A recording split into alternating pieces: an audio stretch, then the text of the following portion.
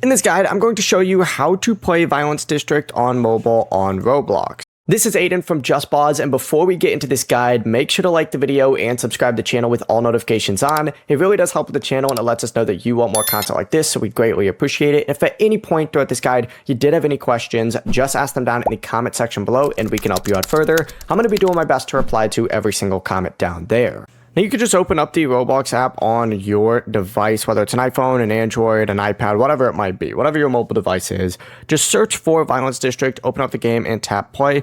And this really fully supports on-screen touch controls. So essentially you could just use the on-screen touch controls on mobile. So use left joystick to move and then of course just drag the right side of the screen to control your camera.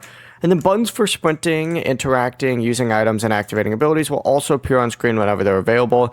As a survivor though, you need to focus exclusively on repairing those 5 generators, avoiding the killer, powering the exit gates, and escaping. And as a killer, you need to hunt down these survivors and stop them from escaping. Before you do leave, make sure to like the video and subscribe to the channel with all notifications on. It really does help with the channel and it lets us know that you want more content like this. We'd greatly appreciate it. And if at any point throughout this guide you did have any questions, just ask them down in the comment section below and we can help you out further. I'm going to be doing my best to reply to every single comment down there. Peace.